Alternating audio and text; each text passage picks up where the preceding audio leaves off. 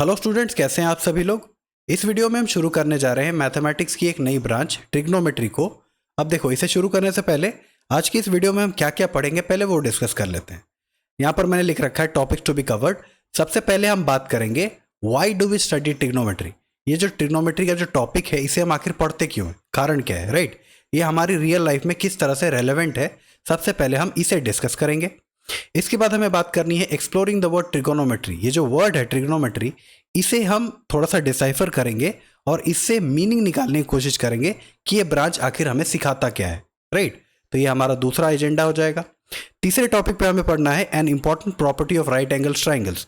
अब क्योंकि ट्रिग्नोमेट्री में मोस्टली सारे के सारे सवाल आपको राइट एंगल ट्राइंगल्स के थ्रू ही सॉल्व करने हैं, तो राइट एंगल ट्राइंगल की एक इंपॉर्टेंट प्रॉपर्टी यहाँ पर मैं डिस्कस करूंगा और इस प्रॉपर्टी पे एक्सरसाइज 8.1 भी बेस्ड होगा, तो इसे आपको ध्यान से समझना है, राइट। तो ये हमारा थर्ड टॉपिक है।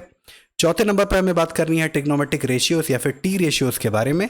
इसके अलावा पांचवें नंबर पर हम बात करेंगे why do we take K to solve the question of T ratios. जितने भी टी रेशियोज के क्वेश्चन या ट्रिग्नोमेट्रिक रेशियोज के क्वेश्चन हैं उनमें जनरली हम एक वेरिएबल लेते हैं। ये वेरिएबल आप कोई सा भी ले सकते हो, X Y Z A B C, पर क्योंकि एनसीईआरटी की किताबों में के दे रखा है तो मैंने यहाँ पर के ले लिया। इस टॉपिक पे, इस पॉइंट पे बहुत से बच्चों को डाउट रहता है, राइट, कि वो के क्यों लेते हैं आखिर, उसे भी इस पर्टिकुलर वीडियो में हम डिस्कस करेंगे। और फाइनली आखिर में हम एक दो सॉल्व एग्जांपल्स कर लेंगे जिससे जो भी चीज़ें हमने आज की वीडियो में सीखी वो आपको अच्छे से समझ आ जाएंगी, राइट। तो चलिए शुरू करते हैं इस वीडियो को। सबसे पहले आइए समझते हैं कि ट्रिग्नोमेट्री आखिर हम पढ़ते क्यों हैं, राइट। यहाँ पर देखो, मैंने एक एग्जाम्पल ले रखा है आपके समझने के लिए। ये जो बिल्डिंग हमारे पास है ना, ये बिल्डिंग है यूनाइटेड स्टेट्स ऑफ अमेरिका में, न्यूयॉर्क में। इस बिल्डिंग का नाम है एम्पायर स्टेट बिल्डिंग, है ना। अब इसकी जो हाइट है वो 440 समथिंग मीटर है, लगभग आधे किलोमीटर की ऊंची ये बिल्डिंग है। तो अब इस बिल्डिंग को अगर मैं आपसे कहूँ फॉर एग्जांपल कि इसे आपको इंच टेप से नापना है, फॉर एग्जांपल अगर आपको नहीं पता हो इसकी हाइट कितनी है, तो अगर मैं आपको कहूँ कि इसे आप नाप करके दिखाओ तो ये तो बड़ा रिस्की चीज़ है ना। इसके ऊपर अगर आप चढ़ोगे इंच टेप लेकर के तो उतना तो रिस्क बहुत है ना, गिर गए तो फिर तो गड़बड़ हो जाएगी। तो हम सेफ रह करके, ज़मीन पर रह करके कैसे इस बिल्डिंग की हाइट नाप सकते हैं उसके बारे में हम बात कर लेते हैं। इसमें हमारी हेल्प करता है ट्रिग्नोमेट्री। देखो कैसे हम क्या कर सकते हैं, इस बिल्डिंग का जो बॉटम मोस्ट पॉइंट होगा ना, यहाँ पर इस पॉइंट से लेकर के आप इस बिल्डिंग से कितनी दूर खड़े हो, ये डिस्टेंस, इसे तो आप कैलकुलेट कर सकते हो बड़ी आसानी से जमीन पर रहते रहते, है ना। इस डिस्टेंस को कैलकुलेट करने के अलावा आप ये भी कैलकुलेट कर सकते हो कि यहाँ जमीन से जब आप इस बिल्डिंग के टॉप को देख रहे होगे तो आप कितना एंगल यहाँ पर फॉर्म कर रहे होगे। एक एंगल तो बनेगा ना यहाँ पर, ये एंगल कितना होगा इसे भी आप डिटरमाइन कर सकते हो। अब देखो, यहाँ पर आप आर्ग्यू कर सकते हो कि मैंने इस पॉइंट को क्यों लिया, जबकि इस इंसान का सर तो यहाँ पर है, इसे देखना तो यहाँ से चाहिए। पर ये सिर्फ आपके रेफरेंस के लिए मैंने बनाया है। एम्पायर स्टेट बिल्डिंग इतनी ऊंची है ना कि इस बिल्डिंग के सामने ये इंसान इतना बड़ा दिखेगा नहीं, ये मैंने सिर्फ आपके रेफरेंस के लिए बनाई है। इस बिल्डिंग के सामने ये इंसान कुछ ऐसा पॉइंट साइज ही होगा यहाँ पर नीचे कहीं पर। इसे आप ऐसे इमेजिन कर सकते हो, यहाँ से अगर मैं एक पैरेलल लाइन ड्रॉ कर दूँ इसके हाइट वाइज, तो यहाँ पर आप देख सकते हो ये लगभग 12-15 स्टोरी ऊपर ये हाइट यहाँ पर पैरेलली आ रही है। तो उतना ऊंचा तो कोई इंसान होता नहीं, इसलिए यहाँ पर जमीन से ही हम एक एंगल डिटरमाइन करते हैं। अब ये एंगल कैसे बनता है इसके ऊपर मैं थोड़ी सी डिस्कशन कर लेता हूँ फटाफट। देखो, यहाँ पर मैंने इस इंसान का थोड़ा सा मैग्नीफाइड वर्जन ले लिया। जब आप नॉर्मली सामने की ओर देख रहे होते हो ना, तो इस प्लेन को हम कहते हैं हॉरिजॉन्टल प्लेन। मैं इसे सिंपली HP से लिख रहा हूँ। हॉरिजॉन्टल प्लेन में आप सीधे डायरेक्शन में देख रहे होते हो। अगर आपको किसी चीज को देखना है जो हाइट में थोड़ी सी ऊंची है, तो आपको हेड को टिल्ट करना पड़ेगा ऊपर की दिशा में। सिर को आप थोड़ा सा ऊपर उठाओगे, है ना। तो जैसे ही आप सिर को थोड़ा सा ऊपर उठाओगे ना, इस हॉरिजॉन्टल प्लेन से आप एक एंगल क्रिएट कर लोगे। इस एंगल की वैल्यू कुछ भी हो सकती है, 30, 45, 60 डिग्री, 90 डिग्री, कुछ भी हो सकता है ये। इसे मैं एक जनरल एंगल थीटा ले लेता हूं, है ना। ये एंगल आप क्रिएट करते हो हॉरिजॉन्टल प्लेन से जब आप किसी चीज को देखते हो जो आपसे हाइट में ऊंची होती है ना। इसी तरह से अगर आप किसी चीज को देखो जो जमीन पर है, फर्श पर है, तो उसके लिए आप क्या करोगे, इस हॉरिजॉन्टल प्लेन से आप नीचे के डायरेक्शन में एक एंगल क्रिएट करते हो। ये वाला वो एंगल होगा। इसे मैं कोई दूसरा एंगल ले लेता हूँ, सपोज अल्फा मैंने ले लिया, है ना। तो इस तरह से ये जो एंगल होता है ना, जिससे हम ऊपर की चीजों को देख रहे होते हैं, इसे हम एंगल ऑफ एलिवेशन कहते हैं। और ये जो नीचे की ओर देखने पे जो एंगल बनता है इसे हम एंगल ऑफ डिप्रेशन कहते हैं। इसे आप अगले chapter some applications of trigonometry में डिटेल में पढ़ोगे, राइट।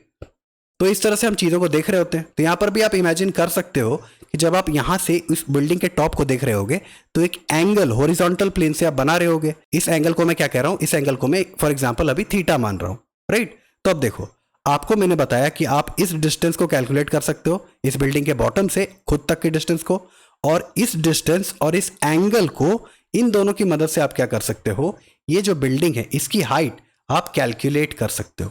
वो कैसे? इसमें हमारी हेल्प करता है मैथमेटिक्स की ये ब्रांच ट्रिग्नोमेट्री, राइट। अब वो कैसे हम थोड़ी देर में समझेंगे उसको। ये मैंने आपको एक रियल लाइफ सिनेरियो बताया। इसी तरह से अगर मैं एक और एग्जांपल आपके सामने ले लूं, ये बिल्डिंग आप देख पा रहे हो, होपफुली आप इसे पहचान पा रहोगे, ये हमारा है कुतुब मीनार, राइट। कुतुब मीनार की हाइट कितनी होती है भाई? ये है 73 मीटर्स, है ना।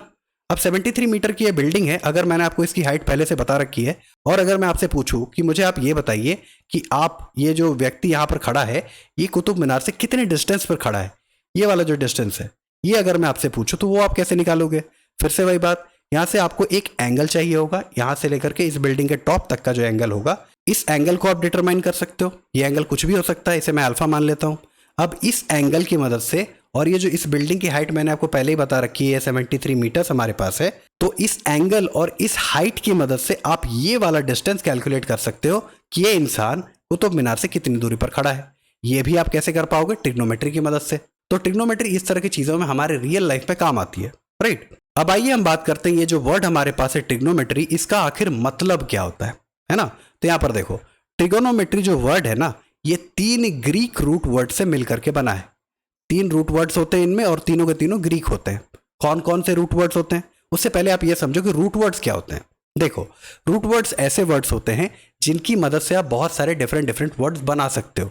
फॉर एग्जाम्पल, अगर मैं एक रूट वर्ड ले लूं यहां पर, ईगो, ये एक रूट वर्ड है ना। अब इसकी मदद से आप बहुत सारे वर्ड्स बना पाओगे। फॉर एग्जाम्पल, एक वर्ड मैं यहां पर ले लेता हूं, ईगोइस्ट, ईगोइस्ट। एक और वर्ड मैं ले लेता हूं, ईगोटिस्ट, ईगोटिस्ट। तीसरा वर्ड भी हमारे पास है, ईगोसेंट्रिक, ईगोसेंट्रिक। चौथा वर्ड भी हमारे पास है, ऑल्टर ईगो, है ना। तो इस तरह से आप देख पा रहे हो कि एक वर्ड हमारे पास है ईगो, ये हमारा रूट वर्ड है जो बहुत सारे वर्ड्स में बिलोंग कर रहा है ना। इसी तरह से यहां पर भी ट्रिगोनोमेट्री में 3 रूट वर्ड्स हमारे पास होते हैं, जो बहुत सारे वर्ड्स आप इनकी मदद से बना सकते हो। पहला जो रूट वर्ड है वो हमारे पास है ट्राई। ट्राई का मतलब क्या होता है भाई? ट्राई का मतलब होता है 3। कोई भी चीज 3 हो तो उनको आप ट्राई कहते हो। फॉर एग्जाम्पल, ट्राइंगल, ट्राइंगल में क्या होता है भाई? 3 साइड होते हैं, 3 एंगल होते हैं। ट्राई साइकिल, इसमें क्या होता है भाई? ये एक ऐसा साइकिल होता है जिसमें 3 पहिए होते हैं, है ना। तो ट्राई का मतलब होता है 3। इसके बाद जो हमारे पास रूट वर्ड है वो है गॉन। गॉन का मतलब क्या होता है? गॉन का मतलब होता है साइड। जैसे पेंटागन, पेंटागन में पेंट का मतलब होता है 5, गॉन का मतलब होता है साइड। यानी कि पेंटागन का मतलब होगा ऐसा शेप जिसमें 5 साइड्स हो, हेक्सागन जिसमें 6 साइड होंगे, हेप्टागन जिसमें 7 साइड होंगे, एंड सो ऑन, राइट। तो गॉन का मतलब होता है साइड्स। अब ये जो तीसरा रूट वर्ड हमारे पास है ना, ये मेट्रॉन शब्द का एक फॉर्म है। जो रूट वर्ड एक्चुअल है वो है मेट्रॉन, यहां पर मैं लिख रहा हूं मेट्रॉन, और इस मेट्रॉन से बना है मेट्री, ठीक है। और इस मेट्रॉन का मतलब क्या होता है भाई? मेट्रॉन का मतलब होता है टू मेजर, यानी कि किसी चीज को मापना, मेजर करना, राइट। तो यहां पर इस चीज को मैं इरेज कर देता हूं। अब देखो, यहां पर जैसे ही हमने इस शब्द को डिसाइफर किया ना, इसके रूट वर्ड्स को हमने डिसाइफर किया, तो यहां पर एक मीनिंग हमारे पास निकल करके आ रही है। अब देखो, 3 साइड किस शेप में होते हैं भाई? 3 साइड तो एक ट्राइंगल में होते हैं, है ना। और मेट्री का मतलब हो गया मेजर करना। तो हमें ट्राइंगल में कुछ ना कुछ मेजर करने की बात की जा रही है। यही होता है ट्रिग्नोमेट्री इनफॉर्मल वे में, है ना। तो अगर मैं आपसे पूछूं कि एक ट्राइंगल में आप क्या क्या मेजर कर सकते हो, तो पहले तो मैं एक ट्राइंगल बना देता हूं आपके लिए। ये मैंने एक ट्राइंगल बना दिया। अब इस ट्राइंगल को मैं एक नाम दे देता हूं, सपोज ABC, है ना। ये ट्राइंगल हमारे पास है ABC। अब देखो भाई, यहां पर आप क्या क्या मेजर कर सकते हो? सबसे पहले आप 3 साइड्स मेजर कर सकते हो। AB की लेंथ आप निकाल सकते हो, ये एक मेजर करने का तरीका हुआ। BC की लेंथ, AC की लेंथ, इन 3 लेंथ्स को आप निकाल सकते हो। साथ ही साथ आप AB और AC के बीच बन रहे इस एंगल की वैल्यू भी निकाल सकते हो। इसे मैं एंगल 1 कह रहा हूं, आप एंगल 1 की वैल्यू निकाल सकते हो। सिमिलरली आप AB और BC के बीच बन रहे एंगल, इसे मैं एंगल 2 कह रहा हूं, आप एंगल 2 की वैल्यू निकाल सकते हो। और AC और BC के बीच बन रहे इस एंगल यानी कि एंगल 3, इसकी भी वैल्यू आप निकाल सकते हो। यानी कि एक ट्राइंगल में अगर आपको मेजर करने की जरूरत पड़ जाए तो आप क्या क्या कैलकुलेट करोगे? आप 3 साइड की लेंथ और तीनों एंगल को कैलकुलेट कर सकते हो, है ना। तो ट्रिग्नोमेट्री में यही कुछ हो रहा होगा, हमें इस ट्राइंगल में एंगल और साइड को ही कैलकुलेट करना होता है। लेकिन आप ये कह सकते हो कि सर ट्राइंगल्स तो बहुत सारे होते हैं। जैसे अगर मैं साइड्स के बेसिस पर बात करूं तो ट्राइंगल होते हैं scalene triangle, equilateral triangle, isosceles triangle. अगर मैं एंगल के बेसिस में बात करूं तो ट्राइंगल और 3 होते हैं, acute angle triangle, right angle triangle और ऑब्ट्यूज एंगल ट्राइंगल। तो किस टाइप के ट्राइंगल की मैं बात कर रहा हूं? तो यहां पर खुशखबरी यह है कि ट्रिग्नोमेट्री के केस में हमेशा आपको एक राइट एंगल लेना है। ये कैसे? ये हमने ऊपर जो 2 एग्जाम्पल्स दिए ना, यहां पर आप देख करके समझ सकते हो। इस एग्जाम्पल को अगर आप देखो गौर से, यहां पर देखो, ये जो बिल्डिंग है ये जमीन पर परपेंडिकुलरली बनी हुई है ना? तो यानी कि यहां पर ये जो एंगल बन रहा होगा यहां पर कहीं पर, ये तो 90 डिग्री बन रहा होगा। अब जैसे ही एक एंगल 90 डिग्री हो जाता तो ये पूरा का पूरा ट्राइंगल कैसा हो गया? ये एक राइट एंगल ट्राइंगल हो गया। सिमिलरली अगर आप दूसरे एग्जाम्पल में चलो, ये जो हमारा कुतुब मीनार वाला एग्जाम्पल था, यहां पर भी कुतुब मीनार परपेंडिकुलरली खड़ा होगा जमीन पर, तो यहां पर भी कौन सा एंगल बन रहा होगा? 90 डिग्री बन रहा होगा। यानी कि ये ट्राइंगल भी कैसा हो गया? Right angle triangle. तो आपको ट्रिग्नोमेट्री के केस में जितने भी ट्राइंगल्स आप डील करोगे, बेसिकली आपको राइट एंगल ट्राइंगल्स की ही बात करनी है।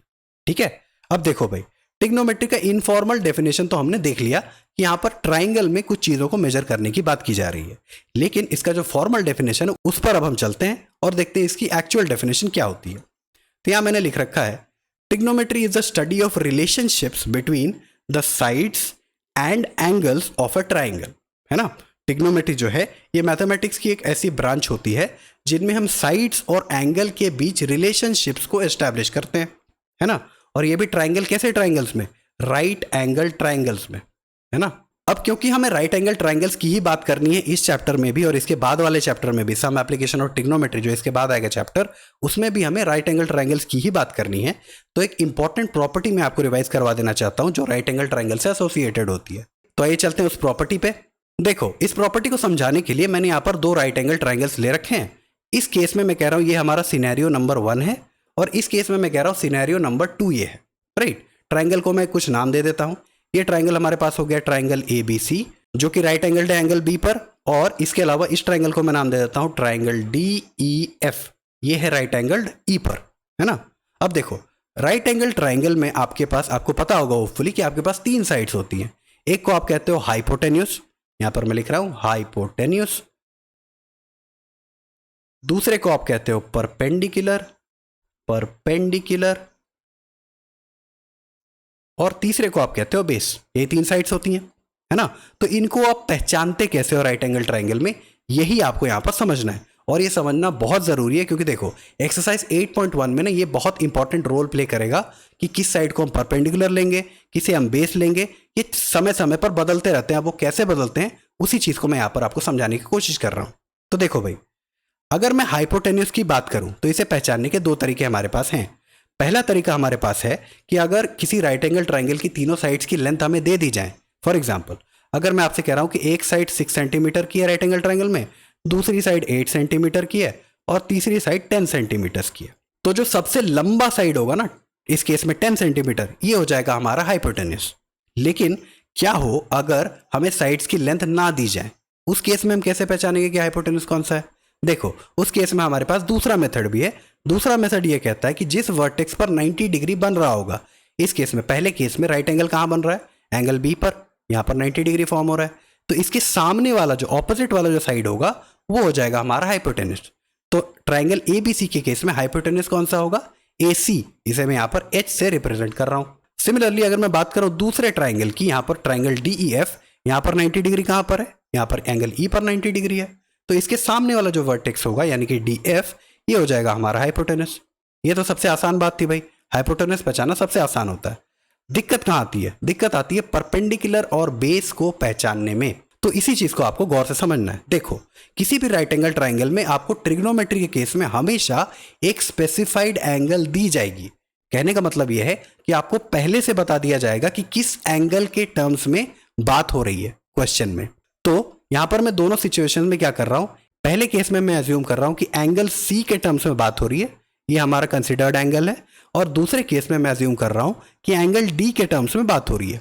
ये हमें क्वेश्चन में दे रखा होता है जनरली, ठीक है? कैसे, वो हम थोड़ी देर में समझेंगे। फिलहाल आप ये अज्यूम कर लो कि एक एंगल आपको दे रखा होगा, उस एंगल के टर्म्स में बात हो रही होगी, है ना? तो अगर पहले केस में बात करूं तो परपेंडिकुलर कौन सा साइड होगा? जिस एंगल की बात हो रही होगी क्वेश्चन में, उसके ऑपोजिट वाला जो वर्टेक्स होगा ना, वो हो जाएगा परपेंडिकुलर।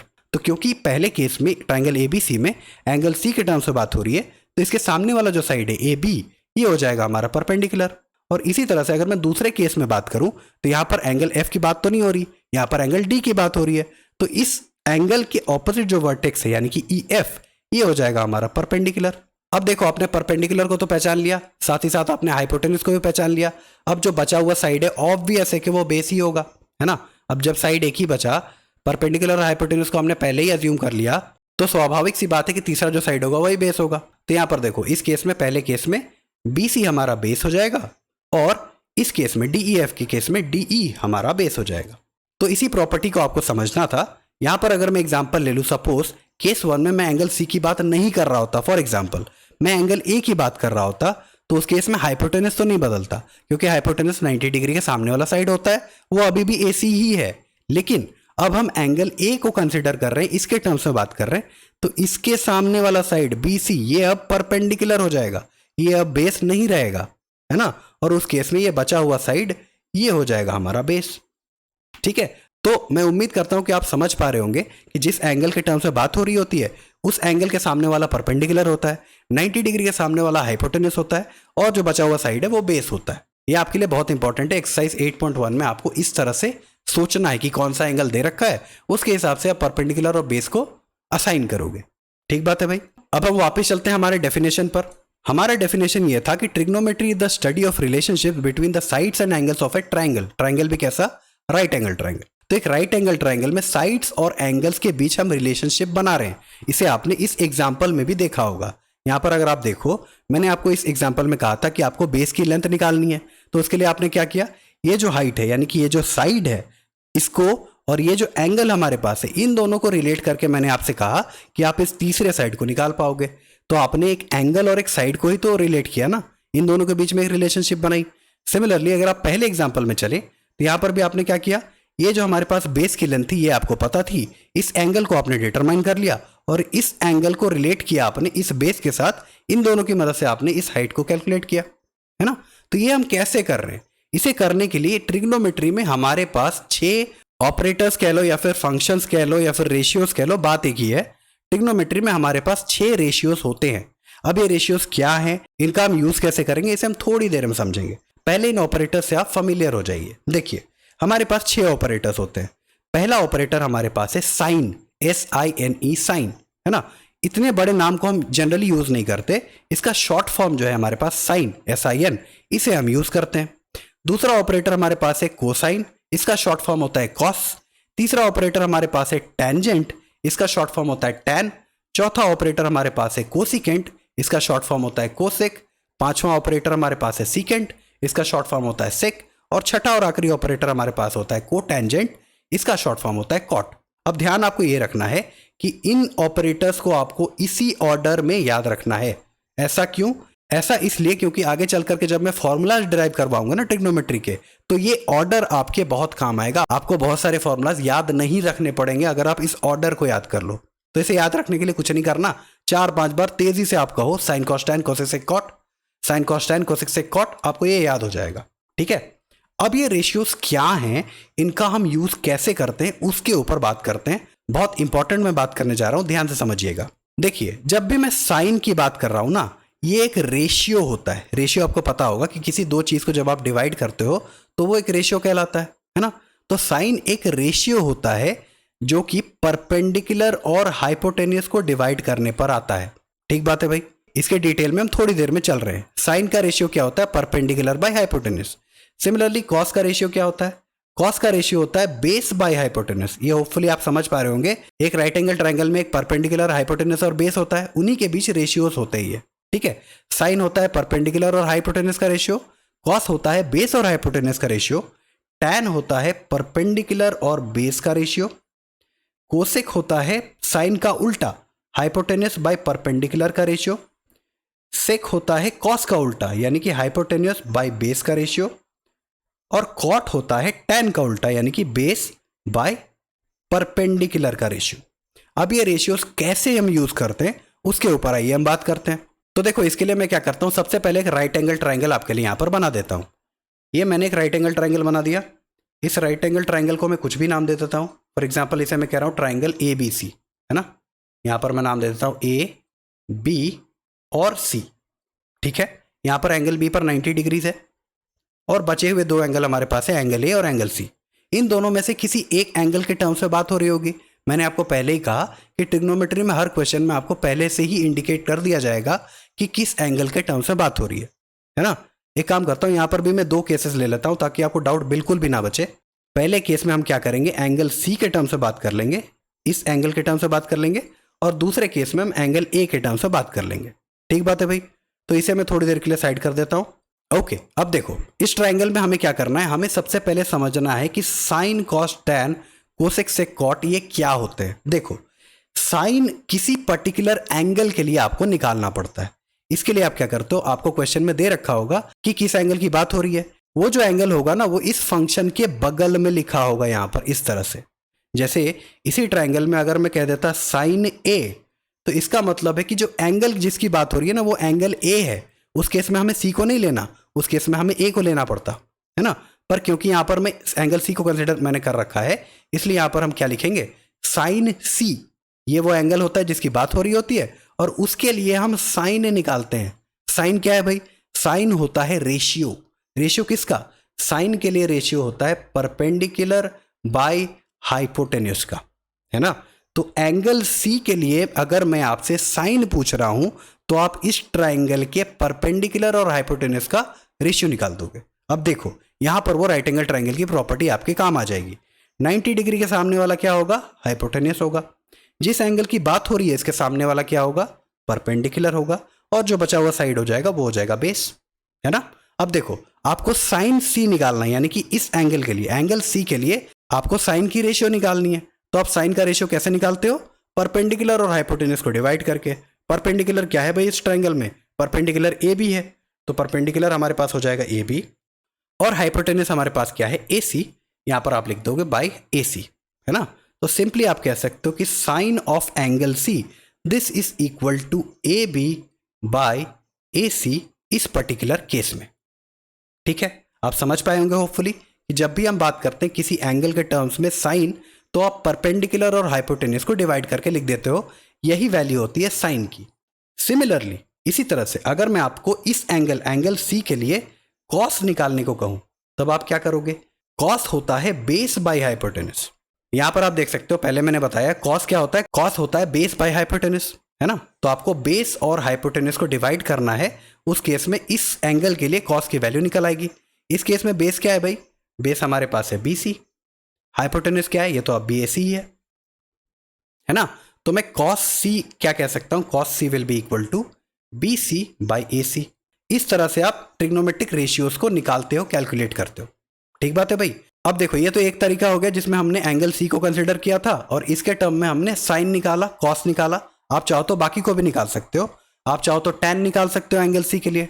tan निकालने के लिए आपको क्या करना पड़ेगा, परपेंडिकुलर और बेस को डिवाइड करना पड़ेगा। कोसेक निकालने के लिए आपको क्या करना पड़ेगा, कोसेक होता है साइन का उल्टा। साइन यहां पर आप देख सकते हो राइट, साइन है P बाई एच, कोसेक क्या है H बाई P। यहां पर जैसे साइन हमने निकाला sine C is equal to AB by AC। अगर मैं यहीं पर आपसे कोसेक निकालने को कहूं, यहां पर मैं लिख रहा हूं कोसेक ऑफ एंगल C, ये क्या निकलेगा, इसका उल्टा P बाई एच। अब हम नहीं लेंगे कोसेक के लिए, हम लेंगे H by P, hypotenuse by perpendicular. Hypotenuse क्या है यहाँ पर, हाइपोटेन्यूज इज AC, परपेंडिकुलर क्या है हमारे पास, ये है AB। यहाँ पर आप देख सकते हो ये ठीक इसका उल्टा है, यहाँ पर AB बाई AC है, यहाँ पर AC बाई AB। तो साइन का उल्टा होता है कोसेक। सिमिलरली कॉस का उल्टा, यहाँ पर आप कॉस को देख सकते हो B बाई एच है, उसका उल्टा सेक होगा H बाई B। और tan का उल्टा, tan होता है P बाई B, उसका उल्टा B बाई P, ये कॉट हो जाएगा। तो इस तरह से आप ट्रिग्नोमेट्रिक रेशियोज को कैलकुलेट करते हो। अब आइए हम बात करते हैं कि अगर हम एंगल C को ना कंसिडर करते, अगर हम एंगल A को कंसिडर करते, तो उस केस में क्या चेंजेस आते, राइट। यहां पर इस चीज को मैं रिटेन करता हूं, थोड़ा सा हम राइट वर्ड चलते हैं। इस ट्राइंगल में हमने एंगल A को कंसिडर किया है, तो यहां पर देखो अब क्योंकि हमारे पास ये वाला एंगल इनटू कंसिडरेशन है, तो इसके सामने वाला जो साइड होगा ये हमारा परपेंडिकुलर हो जाएगा। 90 के सामने वाला हमेशा हाइपोटेन्यूज होता है, बचा हुआ साइड बेस हो जाएगा, है ना। तो आप देख सकते हो पिछले केस में, यहां पर आप देख पा रहे होगे पिछले केस में AB हमारा परपेंडिकुलर था, BC हमारा बेस था, क्योंकि हम एंगल C की बात कर रहे थे। अब यहां पर देखो इस ट्राइंगल में क्योंकि हम एंगल A की बात कर रहे, तो इसके सामने वाला परपेंडिकुलर हो गया जो पिछली बार बेस था, और ये बचा हुआ साइड जो पिछली बार परपेंडिकुलर था वो अब बेस हो गया, है ना। अब इस ट्राइंगल में अगर मैं आपसे कहूं कि साइन निकालिए, तो आप साइन निकालोगे किस एंगल के लिए, क्योंकि यहाँ पर हम एंगल ए की बात कर रहे हैं, तो आप साइन निकालोगे एंगल ए के लिए। ये अब भी नहीं बदलेगा, ये अब भी परपेंडिकुलर बाय हाइपोटेन्यूज ही होगा, लेकिन ये जो परपेंडिकुलर है ना, ये अब बदल चुका है। परपेंडिकुलर पिछली बार ए भी था, इस बार परपेंडिकुलर कौन है, इस बार परपेंडिकुलर बी सी है। तो इस केस में साइन ए की वैल्यू क्या हो जाएगी, ये हो जाएगी बी सी बाय हाइपोटेन्यूज यानी कि ए सी, है ना। सिमिलरली अगर मैं आपसे कॉस ए निकालने को कहूं तो आप क्या करोगे, बेस बाय हाइपोटेन्यूज निकाल दोगे, है ना। बेस क्या है हमारे पास, बेस है ए बी, हाइपोटेन्यूज अब भी ए सी है। टैन ए अगर मैं आपसे निकालने को कहूं तो ये क्या होता है, ये होता है परपेंडिकुलर बाय बेस। परपेंडिकुलर हमारे पास है बी सी, बेस हमारे पास है ए बी। सिमिलरली अगर मैं कोसेक कहूं, कोसेक ए, तो ये क्या हो जाएगा, ये हो जाएगा साइन का उल्टा, साइन होता है पी बाई एच, कोसेक हो जाएगा H by P. H by P क्या होगा भाई, A C by B C. Similarly cos के अवज में आप निकाल सकते हो, कॉस का उल्टा होता है सेक ए, ये क्या हो जाएगा कॉस का उल्टा यानी कि ए सी बाई ए बी। और टैन के अवज में आप निकाल सकते हो कॉट ए, ये हो जाएगा टैन का उल्टा, टैन है B C by A B, cot हो जाएगा A B by B C, है ना। तो इस तरह से आप ट्रिग्नोमेट्रिक रेशियोज को कैलकुलेट करते हो। होपफुली ये चीज़ आपको समझ आ गई होगी। अब हम आइए कुछ सवालों को सॉल्व कर लेते हैं, जिससे ये जो कॉन्सेप्ट है ये आपको पूरी तरह से समझ आ जाए। तो यहाँ पर देखिए मैंने एक सवाल ले रखा है, in triangle A B C right angle at B. हमारे पास एक राइट एंगल ट्राइंगल है, यहाँ पर मैं बना देता हूँ। ये हमारे पास एक राइट एंगल ट्राइंगल है, इस राइट एंगल ट्राइंगल का नाम है ए बी सी, और हमें ध्यान ये रखना है कि एंगल बी पर 90 डिग्री बनना चाहिए, क्योंकि क्वेश्चन में हमसे वो कह रखा है ना। तो एंगल बी पर हमने बना दिया 90 डिग्रीज। अब जैसे ही हमने एंगल बी पर 90 डिग्री बना दिया तो कम से कम एक साइड तो हमारा क्लियर है भाई, 90 डिग्री के ऑपोजिट वाला हाइपोटेन्यूज होता है, तो इस केस में ए सी हमारा हाइपोटेन्यूज हो जाएगा। ठीक बात है भाई, इसे मैं ठीक से कर देता हूँ। अब देखो इसके बाद हमें कहा गया है ए बी की जो लेंथ है वो 24 सेंटीमीटर्स है। ये लेंथ हमें दे रखी है 24 सेंटीमीटर के बराबर, और हमें कहा गया है बी सी 7 सेंटीमीटर है। ये जो लेंथ हमारे पास है ये हमें 7 सेंटीमीटर दे रखा है। तो अगर मैं आपसे कहूँ कि ए सी की लेंथ निकालो तो क्या आप नहीं निकाल पाओगे, बहुत आसानी से निकाल लोगे। आपको पाइथागोरस थ्योरम तो पता ही है, H square is equal to P square plus B square, यानी कि hypotenuse square is equal to perpendicular square plus base square. यही तो होता है पाइथागोरस थ्योरम, है ना। यहाँ पर देखो हाइपोटेन्यूज हमारे पास क्या है ए सी, यहाँ पर मैं लिख देता हूँ ए सी का square, this is equal to, अब देखो परपेंडिकुलर और बेस हमें फिलहाल पता नहीं है, क्योंकि हमें ये नहीं पता कि किस एंगल की बात हो रही है। लेकिन ध्यान देने वाली बात यह है कि परपेंडिकुलर आप किसी को भी मानो और बेस किसी को भी मानो, दोनों वैल्यूज को आपको स्क्वायर करके ऐड ही तो करना है। तो यहाँ पर अगर मैं सपोज परपेंडिकुलर को 7 अज्यूम करके इसका स्क्वायर करके बेस को 24 अज्यूम कर लेता हूँ, इसका स्क्वायर करता हूँ, तो क्या ये वैल्यू बराबर नहीं हो जाएगी कि अगर मैं परपेंडिकुलर को 24 मान लेता और बेस को 7 मान लेता, इन दोनों की वैल्यू बराबर ही तो आएंगी। आपको 7 का स्क्वायर में 24 का स्क्वायर ऐड ही तो करना है। यहाँ पर भी तो आप वही कर रहे हो, दूसरे केस में 24 के स्क्वायर में आप 7 का स्क्वायर ऐड कर रहे हो, है ना। तो क्योंकि इस केस में हमें एंगल स्पेसिफिकली बताई नहीं गई है, तो हम किसी को भी परपेंडिकुलर अज्यूम कर लेंगे और किसी को भी बेस अज्यूम कर लेंगे। बाद में हमें एंगल स्पेसिफाई कर दिया जाएगा, तब हम डिटरमाइन कर लेंगे कि परपेंडिकुलर कौन सा है और बेस कौन सा है। तो यहाँ पर फिलहाल मैं अज्यूम कर रहा हूँ कि परपेंडिकुलर हमारा 24 सेंटीमीटर है, तो इसका हमने स्क्वायर कर दिया, प्लस बेस हमारे पास 7 सेंटीमीटर है, इसका हमने स्क्वायर कर दिया। तो यहाँ पर क्या आ जाएगा, A C square this is equal to 24 का स्क्वायर कितना होता है, दिस इज 576 प्लस 7 का स्क्वायर दैट इज 49, 576 प्लस 49 ये कितना हो जाएगा, ये हो जाएगा 625, this is equal to A C square. अब अंडर रूट ले लोगे दोनों तरफ।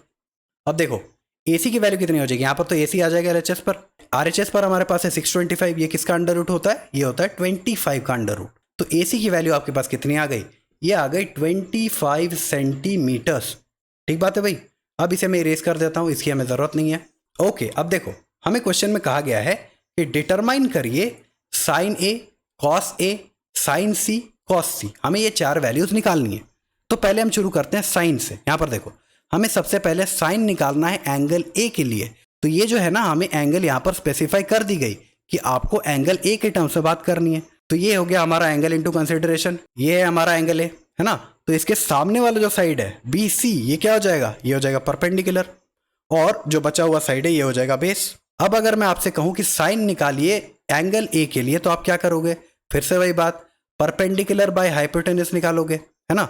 अच्छा एक और बात यहाँ पर मैं इंडिकेट कर देता हूँ। देखो आप ये जो रेशियोज हमारे पास हैं, sine is P by H, cos is B by H, tan is P by B, cosec sec cot, इन रेशियोज को आप याद कैसे रखोगे कि कौन सा पी बाई एच है, कौन सा बी बाई एच है, कौन सा पी बाई बी। इसके लिए हमारे पास एक छोटी सी ट्रिक होती है, राइट। वो ट्रिक कौन सी है? यहां पर मैं लिख रहा हूं, पंडित बद्री प्रसाद हर हर बोले सोना चांदी तोले, है ना। अब ये क्या है भाई ये ट्रिक? देखो, एस से होता है साइन, ये जो है ना एस, ये साइन को इंडिकेट कर रहा है। साइन क्या है? साइन की वैल्यू क्या होती है? साइन की रेशियो क्या होती है? इसके ठीक नीचे लिखा हुआ है P/H, है ना। Sign S P/H। सी से होता है कॉस, ये इसके ठीक नीचे लिखा हुआ है इसका रेशियो। कॉस होता है B/H। टी से होता है टैन, टैन के ठीक नीचे लिखा हुआ है इसका रेशियो P/B। तो साइन होता है P/H, कॉस होता है B/H, टैन होता है P/B। और मैंने आपको कहा था उस ऑर्डर को याद कर लेने के लिए, sine cos tan cosec sec cot. तो साइन का उल्टा क्या होता है? कोसेक। तो कोसेक क्या हो जाएगा? H/P हो जाएगा। कॉस का उल्टा होता है सेक, सेक हो जाएगा H/B। और टैन का उल्टा होता है कॉट, कॉट हो जाएगा B/P। तो इस तरह से आप याद रख सकते हो, पंडित बद्री प्रसाद हर हर बोले सोना चांदी तोले, राइट। अब आइए हम इस सवाल पर वापस आते हैं। हमें यहाँ पर साइन निकालना है एंगल ए के लिए। तो साइन कैसे निकालते हैं? हम परपेंडिकुलर और हाइपोटेन्यूज को डिवाइड करते हैं। तो एंगल ए के टर्म्स में परपेंडिकुलर कौन सा है? एंगल ए के लिए परपेंडिकुलर हो जाएगा BC। BC की लेंथ कितनी है भाई? यहाँ पर मैं लिख देता हूँ, perpendicular is BC, hypotenuse is AC। AC हमारा हाइपोटेन्यूज है ना। तो BC की वैल्यू कितनी है? ये है 7 सेंटीमीटर्स। और AC की वैल्यू कितनी है? AC हमारे पास है 25 सेंटीमीटर्स। यहाँ पर लिख देता हूँ मैं 25 सेंटीमीटर्स। ये सेंटीमीटर गए, फाइनली हमारे पास वैल्यू आ जाएगी 7/25। आपको ये चीज़ पता होगी, कोई भी रेशियो यूनिट लेस होता है। रेशियोज में कोई यूनिट नहीं होती, क्योंकि ऊपर नीचे के यूनिट्स ऑटोमेटिकली कैंसिल हो जाते हैं। तो साइन ए की वैल्यू कितनी आ गई? 7/25। इसी तरह से अगर मैं आपसे कॉस ए निकालने को कहूं तो आप क्या करोगे? यहां पर मैं लिख देता हूं, सबसे पहले हमें कॉस ए निकालना है। अब कॉस होता क्या है भाई? यहां पर लिखते हैं, पंडित बद्री प्रसाद हर हर बोले सोना चांदी तोले। तो कॉस क्या होता है भाई? कॉस होता है बेस बाय हाइपोटेन्यूज। यहां पर आप देख सकते हो, तो कॉस होगा base by hypotenuse. Angle A के टर्म्स में बेस कौन सा है? AB हमारे पास है। बेस मैं लिख देता हूं AB। हाइपोटेन्यूज कौन सा है? ये तो बदला नहीं, ये अभी भी AC ही है ना। AB की वैल्यू कितनी है हमारे पास? जैसे 24 सेंटीमीटर। और AC की वैल्यू कितनी है हमारे पास? AC is 25 centimetre. Centimetre cancel हो जाएंगे, फाइनल वैल्यू हमारे पास क्या आ जाएगी? This is 24/25। तो कॉस ए की वैल्यू कितनी आ गई? 24/25। होपफुली आप यह समझ पाए होंगे। अब देखो, पार्ट 1 तो हमारे पास हो गया। अब हमें बात करनी है पार्ट 2 की। लेकिन यहाँ पर एक ट्विस्ट है कहानी में। देखो, कहानी में ट्विस्ट क्या है आप होपफुली समझ पा रहे होगे। अब की बार हमारे पास जो गिवन एंगल है वो एंगल ए नहीं है, वो है एंगल सी, है ना। तो अब हमें एंगल इन कंसिडरेशन उसे बदलना पड़ेगा, राइट। यहाँ पर देखो, हमने एंगल ए के टर्म्स में परपेंडिकुलर और बेस को डिटरमाइन किया था। अब उससे काम तो चलेगा नहीं, क्योंकि एंगल ये गया, इस एंगल की बात अब नहीं हो रही। अब बात किसकी हो रही है? अब बात हो रही है एंगल सी की, है ना। तो इस एंगल के सामने वाला साइड AB, ये हमारा अब बेस नहीं रहेगा, ये हो जाएगा परपेंडिकुलर। ठीक बात है भाई, ये हो गया हमारा परपेंडिकुलर। और ये जो बचा हुआ साइड है ये हो जाएगा हमारा बेस, जो पिछली बार परपेंडिकुलर था। अब फिर से हमें क्या निकालना है? हमें निकालना है साइन, लेकिन एंगल सी के लिए। तो एंगल सी के टर्म्स में साइन क्या होता है? Perpendicular by hypotenuse. ये हो जाएगा P/H। परपेंडिकुलर हमारे पास क्या है? परपेंडिकुलर इस केस में है 24 सेंटीमीटर। अच्छा, मैं सीधे लिख रहा हूं, परपेंडिकुलर हमारे पास है AB, बाय हाइपोटेन्यूज हमारे पास है AC। AB की वैल्यू कितनी है? This is 24 centimetre. AC की वैल्यू कितनी है? That is 25 centimetre. तो फाइनली सेंटीमीटर कैंसिल, और साइन C की वैल्यू आ जाएगी 24/25।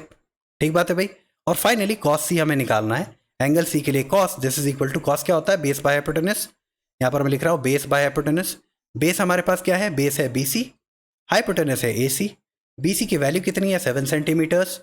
और AC की वैल्यू कितनी है? This is 25 centimetres. Centimetre cancel, cos C की वैल्यू आ जाएगी 7/25, है ना। तो इस तरह से हमने क्वेश्चन 1 को सॉल्व किया। और इसी तरह से एक्सरसाइज 8.1 में और भी बहुत सारे सवाल हैं, उनमें आपको ध्यान देना है कि किस एंगल की बात हो रही है। उस एंगल के टर्म्स में आपको परपेंडिकुलर और बेस डिटरमाइन करना है, उसके बाद ही आप आगे क्वेश्चन को सॉल्व करोगे। ठीक बात है भाई। अब आइए हम एक और सवाल लेते हैं। यहाँ पर ये हमें दे रखा है, sine A is equal to 3/4, calculate cos A and tan A। हमें साइन A की रेशियो दे रखी है 3/4, और हमें कैलकुलेट करने को कहा गया कि कॉस A कैलकुलेट कर लीजिए और tan A कैलकुलेट कर लीजिए। अब देखो, क्योंकि हमें पता है कि ट्रिग्नोमेट्री में हमें राइट एंगल ट्रायंगल को ही डील करना है, तो यहाँ पर सबसे पहले मैं एक राइट एंगल ट्रायंगल बना देता हूँ। ये बना दिया मैंने राइट एंगल ट्रायंगल। ठीक बात है भाई। इस ट्रायंगल को हम नाम दे देते हैं ट्रायंगल ABC। ये हमारा हो गया A, ये है B, ये है C, यहाँ पर हमारा 90 डिग्री का वर्टेक्स है। ठीक बात है भाई। अब देखो यहाँ पर क्वेश्चन में हमें इंडिकेट कर दिया गया राइट कि एंगल ए के टर्म्स में बात हो रही है, तो ये हमारा angle in consideration angle A हो गया। तो अब देखो यहाँ पर परपेंडिकुलर, हाइपोटेन्यूस और बेस अब आप डिटरमाइन कर सकते हो। 90 डिग्री के सामने वाला ये क्या हो जाएगा, ये हो जाएगा हाइपोटेन्यूस। जिस एंगल की बात हो रही है इसके सामने वाला हो जाएगा परपेंडिकुलर, और जो बचा हुआ है ये हो जाएगा बेस। इसमें तो होपफुली आपको कोई डाउट नहीं होगा। अब देखो इसी सवाल के मैं बात कर रहा था शुरुआत में कि किसी क्वेश्चन में जहाँ पर हमें ट्रिग्नोमेट्रिक रेशियोज दी गई होती हैं वहाँ पर हमें एक वेरिएबल के अज्यूम करना पड़ता है। अब वो क्यों करना पड़ता है उसके बारे में हम बात करते हैं। वैसे आपकी जानकारी के लिए बता दूं कि आप वेरिएबल कुछ भी अज्यूम कर सकते हो, ए बी सी डी, आपको जो लेना ले लो। एनसीईआरटी की किताबों में क्योंकि के लेकर के क्वेश्चन को सॉल्व किया गया है इसलिए मैं वेरिएबल को के ले रहा हूँ। अब देखो ये वेरिएबल हमारे काम कैसे आता है और इसे हम क्यों यूज़ करते हैं पहले वो समझते हैं। हमें पता है साइन किसी भी एंगल के लिए, इस केस में साइन ए है राइट, इस एंगल के लिए साइन होता क्या है, साइन होता है परपेंडिकुलर बाय हाइपोटेन्यूस, है ना। ये रेशियो हमें दे रखा है 3/4 के बराबर, यही तो हमें दे रखा है, साइन ए इज 3/4। साइन ए होता है परपेंडिकुलर बाय हाइपोटेन्यूस और परपेंडिकुलर बाय हाइपोटेन्यूस हमें 3/4 दे रखा है। तो इसका मतलब बहुत से बच्चे ये समझ लेते हैं कि परपेंडिकुलर को मैं 3 सेंटीमीटर्स ले लेता हूँ और हाइपोटेन्यूस को 4 सेंटीमीटर्स ले लेता हूँ। यहाँ पर परपेंडिकुलर को वो बच्चे 3 सेंटीमीटर लिख देंगे, हाइपोटेन्यूस को 4 सेंटीमीटर लिख देंगे और ऐसे आगे वो सॉल्व करना शुरू कर देंगे। कोइंसिडेंटली उनका आंसर सही भी आ जाता है, लेकिन वो प्रोसेस एक्चुअली में गलत होता है। अब वो क्यों, देखो इसको समझ लो, बहुत जरूरी है कॉन्सेप्ट। ऐसा इस वजह से होता है क्योंकि प्रीवियस एग्जांपल्स में आप देखो यहाँ पर इस ट्रायंगल में हमें एग्जैक्ट वैल्यूज दी गई थी। हमें ए बी की वैल्यू 24 सेंटीमीटर यहाँ पर दे रखी है, ये हमें रेशियो नहीं दे रखा।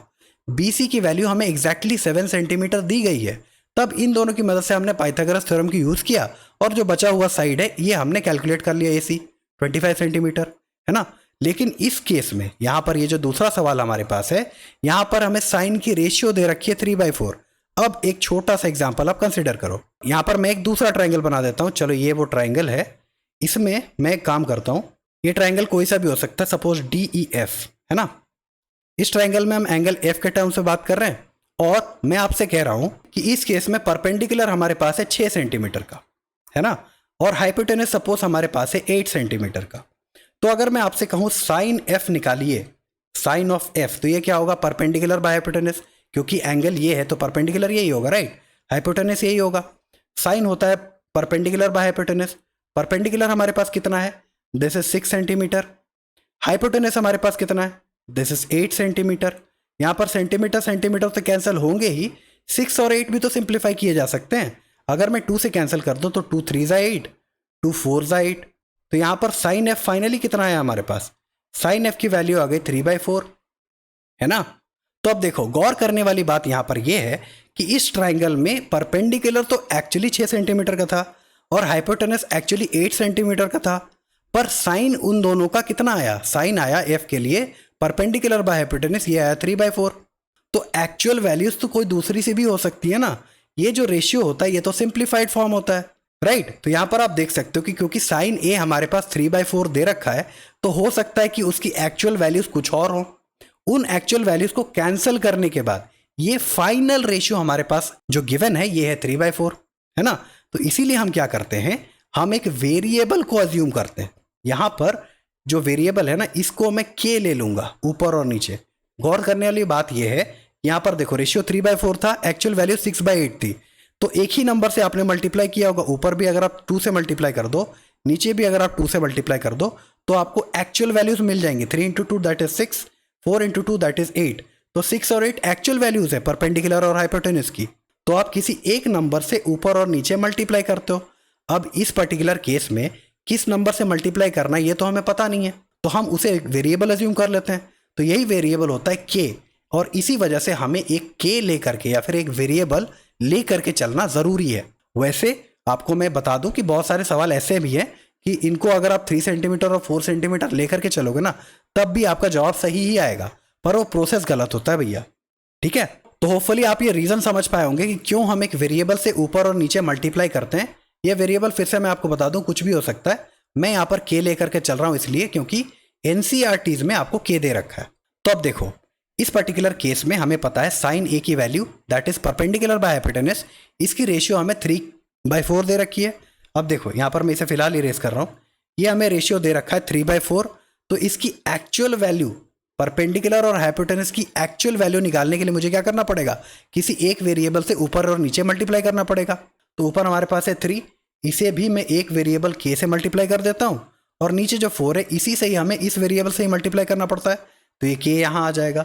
तो अल्टीमेटली जो एक्चुअल वैल्यूज होंगी परपेंडिकुलर और हाइपोटेनस की वो कितनी आ जाएंगी, वो आ जाएंगी 3k और 4k, है ना। इन वैल्यूज को हम यहाँ पर पुट कर सकते हैं। परपेंडिकुलर हमारे पास कितना है, दिस इज 3k, हाइपोटेनस हमारे पास कितना है, दिस इज 4k, राइट। अब देखो यहाँ पर अब आप पाइथागोरस थ्योरम तो लगा ही सकते हो। पाइथागोरस थ्योरम क्या होता है, this is h square is equal to p square plus b square, है ना।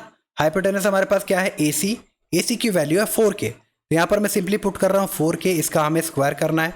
This is equal to perpendicular का स्क्वायर, परपेंडिकुलर हमारे पास कितना है 3k, तो यहाँ पर मैं लिख रहा हूँ 3k, इसका हमें स्क्वायर करना है, प्लस बेस क्या है, बेस तो हमें पता नहीं है, बेस को फिलहाल हम ए भी रहने देते हैं, इसका हमें स्क्वायर करना है, राइट। तो अब देखो 4k का स्क्वायर कितना हो जाएगा, this is 16k square, this is equal to 3k का स्क्वायर कितना, ये है 9k स्क्वायर। इसके बाद हमारे पास है plus AB square, 9k square को LHS पर भेज दो, यहाँ पर आ जाएगा 16k square minus 9k square, this is equal to AB square, है ना। 16k स्क्वायर से अगर मैं 9k स्क्वायर सब्ट्रैक्ट कर दूं तो मेरे पास वैल्यू कितनी बचेगी, ये हो जाएगा 7k square, this is equal to AB square. इसे मैं अरेंज करके लिख देता हूँ, ऐसे मैं लिख रहा हूँ AB स्क्वायर LHS पर मैं लिख रहा हूँ, और 7k स्क्वायर ये हमारा RHS पर आ गया। अब हमें अंडर रूट लेना है, दोनों तरफ ले लिया अभी मैंने अंडर रूट। तो अब देखो इसके बाद क्या आएगा, under root AB square that is equal to AB, this is equal to under root, यहाँ पर k स्क्वायर तो बाहर आ जाएगा लेकिन 7 तो एक ही है, तो यहाँ पर वैल्यू क्या आ जाएगी, √7k, k बाहर है ध्यान रखना। तो AB की वैल्यू आपके पास कितनी आ गई, यहाँ पर मैं लिख रहा हूँ दिस इज, ऐसे लिख लो k√7 लिख लो ताकि कंफ्यूजन ना हो। वैसे आप √7k भी लिख सकते हो, बस ध्यान ये रखना कि k रूट के अंदर नहीं है, k बाहर है, ठीक बात है भाई। अब इस चीज को मैं इरेज कर देता हूं। अब आइए सवाल पर वापस चलते हैं, हमें कैलकुलेट क्या करना था, हमें cos A और tan A कैलकुलेट करना है। तो यहां पर हमें cos एंगल A के लिए कैलकुलेट करना है। एंगल A के लिए cos क्या होता है भाई, पंडित बद्री प्रसाद हर हर बोले सोना चांदी तोले, है ना। तो cos क्या होता है, cos होता है बेस बाय हाइपोटेनस, तो यहाँ पर बेस बाय हाइपोटेनस हमें करना पड़ेगा।